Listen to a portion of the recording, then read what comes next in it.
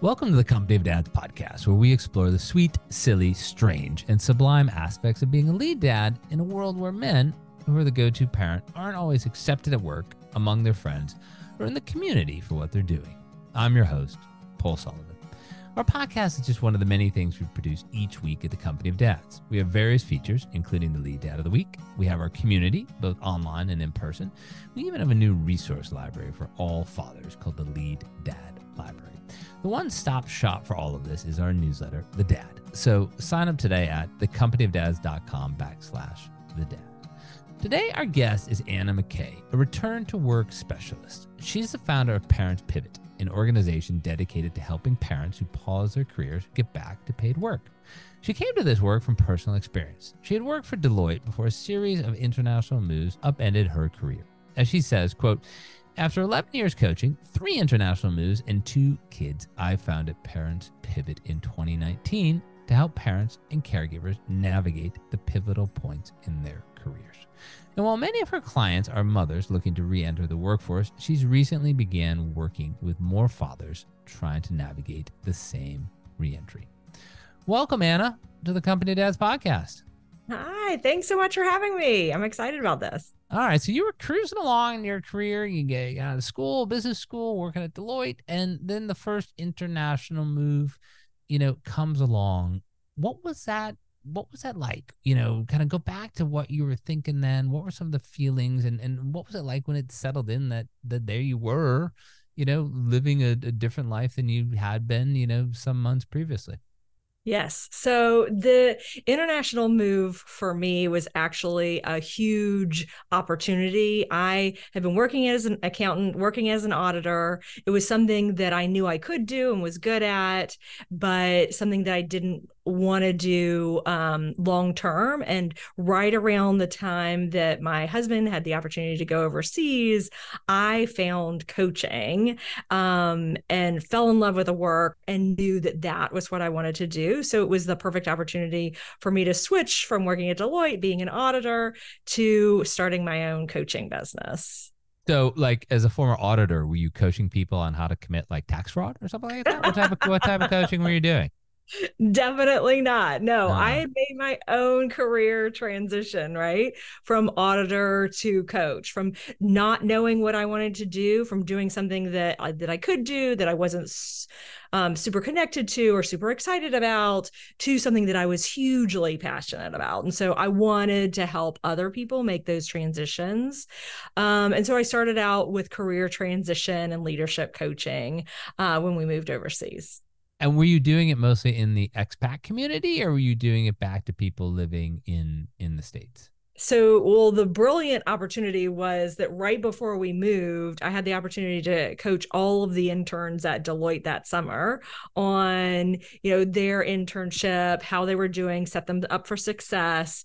And I loved that. And, and Deloitte got the benefit of having this huge class of 70 people get coaching where no other program at the time, this was 2008, was offering that kind of support for their interns. So that was a huge benefit. But then when we moved overseas, I was working mostly with people who were also living as expats abroad. So we were first in the Philippines and then we were in Beijing. So most of the people that I worked with were expats with multinational companies that are headquartered in the US, but they had operations overseas. So I would work with people who were on their expat assignment, trying to get back to home and trying to kind of navigate that path internally within their company. But I would work with lots of people mostly women who'd left paid work. They had huge successful careers when they were in their home countries, but then their lives kind of got shifted. They moved overseas, so they didn't kind of know what they wanted to do while they were on this sabbatical from work. Some of them had kids, some of them didn't.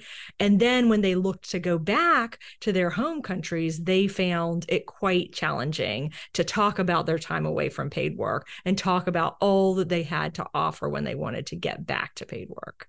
I think we hear the phrase often today, coach, I'm a coach of this, coach of this. We know what it means to coach a sport, but really drill down for the listeners. Like, when the rubber meets the road, what do you do as a coach? How do you help people? What is, a day in the life of a coach, or the day in the life of an assignment that you may have with a particular person? Tell me some of the things that you'd help that person work through. So a couple of things, like I think in the work that I do with people returning to paid work, there are a lot of common challenges that I see. First is I don't know what I want to do, this lack of clarity around what they want to do when they return to paid work. Another is confidence. I don't know. I haven't been utilizing these professional skills. I don't know how what I've been doing in my unpaid work translates to the workforce. So there's a lack of confidence and there's a lot of uncertainty around there. And then there's just a lack of clarity around how to navigate the job search process. So a lot of coaching is helping people, is digging in deep to understand what the best solution is for that person.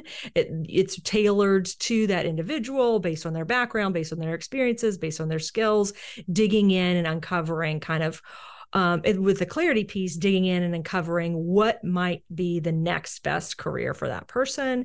And then it's providing that guidance and accountability and support and professional experience to know what's worked in the past to help you navigate that career transition back to paid work. Yeah, but like, what would that process look like? Somebody comes to you sort of de novo. They've gotten to the point, as I say, like leaving is one thing. They made that decision for whatever reason, and now some forces are propelling them forward that they want to re-enter. And then they have to get over that hurdle, because this is, sort of human nature 101. They have to get over that hurdle to reach out to you for help. So when they come to you, what do they typically, you've gone through three things here, but what would you typically do in the first, month versus, how long do these assignments last? Are these 3 months, 6 month assignments? How would you sort of get them to the whatever point they want to be, whatever outcome they're looking for? Yeah. So when I'm working with individuals one-on-one, it's a minimum of 3 months. And then I also have this group coaching program that's a little bit over 3 months. So that's what we start with. And then you can go from there. And so when somebody first comes to me, it depends on where they are. Sometimes people will come to me and they'll say, this is what I did in my previous career. I was, we had somebody come in and say she used to work for IBM. She was really into technology, but that career was 20 years ago. And so she came to me and she was like, I don't know what I want to do. Obviously, the world of technology has changed hugely in 20 years. I don't think I want to go back and do that, but I don't know what I want to do now. And so what we did with her was we think through, the first step is kind of thinking through, what have you been gravitating towards in your unpaid work? What are the things? A lot of the people that we work with have been hugely involved in their unpaid work. And a lot of times they've made choices about where they spend their time in that involvement, right? So when you choose where you want to spend your time, that's something that you're usually passionate about, right? So that's a clue to what they might want to do. And this individual had spent time organizing a huge busing system that for her children's school. Like in her neighborhood, there wasn't a busing system for her kids' school. So she organized one with all the families in her neighborhood, did all the logistics and the operations, and managed the route, managed how this was going to happen. And that's something that she did, and she felt hugely successful, and like it added a lot of value to her community. So we started with that, right? And so ultimately she ended up deciding to go back to paid work in a project manager kind of marketing role. And I thought you were going to say air traffic control, because we keep reading that they need a lot of help. That's what I was hoping. It's like air traffic control. No. It was in this project manager and account manager role for a marketing company, which leveraged a lot of those kind of like picking up all the pieces, knowing all the things that are going on at one time, which is oftentimes like something a lead parent is always involved in, knowing all the scope of all the things that are going on. So project management is actually quite a common thing that people want to go back to when they're returning to paid work. Yeah, correct me if I'm wrong here, but is it easier when you left paid work, if you were an accountant, like you could presumably go back to being an accountant, or if you were an attorney, or if you were a nurse, does that make the reentry easier, or are there similar obstacles that a person with that kind of professional background would also face? what makes it easier to go back to paid work is something like accounting or bookkeeping, right? Something that hasn't really changed a lot in a 5-year time span or 5 to 10 year time span. Something that is a little bit more difficult is something where you need to keep up with changing, like technology is typically a huge kind of more challenging space to get back to paid work. But then a lot of companies are recognizing they need more diverse talent, and so they're looking to add in returners. But so I'd say any career where it hasn't changed a lot, that's easier to get back into, right? And accountants are always in high demand. Yeah. And so I've had several companies that are looking for ex CPAs, and they're happy to get those CPAs back to work after a period of time. But I've also had people come to me who are accountants before, and that they wanted something different, right? But they weren't quite sure what that was. And so I had one client come to me in the spring of this year, and she was looking to get back to paid work. She had done treasury management before, and it was in a career that she wasn't loving. But what we did in coaching was kind of uncover the reasons why she wasn't loving it, what she wasn't loving about it, and now that she was returning, she was able to kind of put up some guardrails and figure out what it is she wanted in her next career. She did go back to a more flexible career in treasury management. So yeah. And look, the people who come to you are self-selecting. They've realized they want to go back to work, and therefore they want your help. And so you're kind of eliminating a whole group that is choosing not to do that or doesn't have to do that. But still, when they come to you, what are their challenges? Like the top 3 or 5 challenges, or what are their insecurities that they have? What are the things that you really, time and time again, you find yourself helping these people sort of get past, so then they can move on and return to paid work? Yeah. So one of the most common things is that lack of clarity piece, lack of understanding about what they want to do.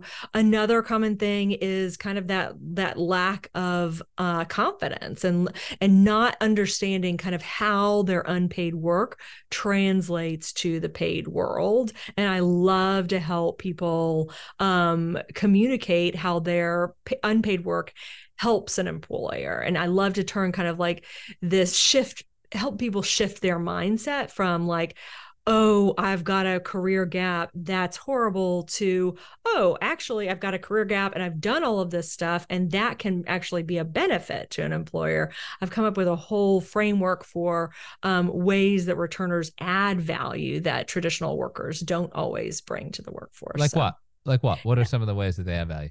Yeah, so I'd say one thing is fresh energy. So if you've been out of paid work and you're looking to get back to paid work, and you've got this kind of gratitude for being in the workforce and gratitude for the opportunity to get back, and excitement to get back into a professional setting again, right? And where somebody who's been continuously working maybe doesn't have that fresh energy that a returner does. And so bringing that to a team and infusing that in a team that's kind of like stuck or kind of been kind of always doing the same thing can be a huge energy boost for your team. Or maybe it's something like you come back and people are complaining, like, what do you people bitching and moaning about? Do you know what it's like to organize a bus route in my neighborhood? Do you know how like horrible my neighbors are? Exactly.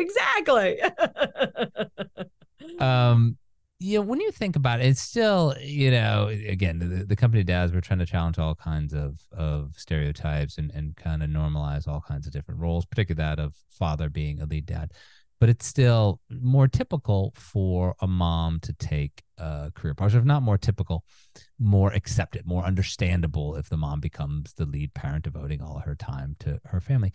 When it comes to the fathers that you're working with, either individually or in your groups, are there particular challenges that they face that are different from the challenges that perhaps moms looking to return face? Yeah, so I'd say some of the challenges are similar in terms of that lack of clarity. I'd say sometimes they have a different, both men and women have a challenge in telling their story about the unpaid time, right? Unpaid work experience time. But I'd say for men, oftentimes feel like they need to really lean in heavily to more of that prior professional work experience and kind of just skip over that unpaid work experience. And I'd say, there's real benefit in that unpaid work experience that they should also communicate. But that's definitely a challenge for both. We're talking about the individuals here, but if you're on the other side and, you obviously have to be talking to the companies so that you know what companies want. How do the best managers handle returners? Like, how do the best managers, support those returners and get the most out of them without saying, stupid shit like people do all the time when people return from paternity leave? Like, how was your vacation? It was awesome. That was vomited on every day. No, but, how do you help those managers be, great managers who can, get the most out of a different type of worker who brings different types of experiences, but can help the company in a different way?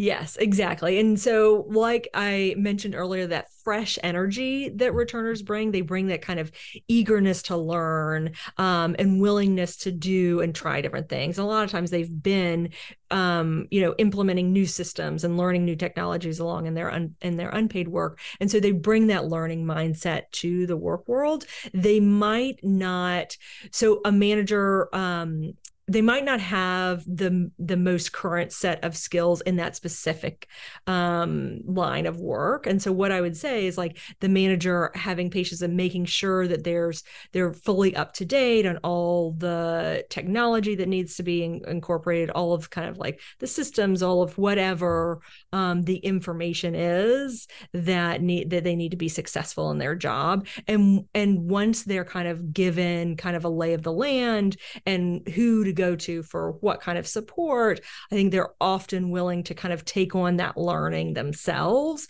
and run with it and move forward. So I would say, as a manager of a returner, just making sure that you're very clear on, okay, these are the ways to learn, and these are my expectations even for the first 3 months.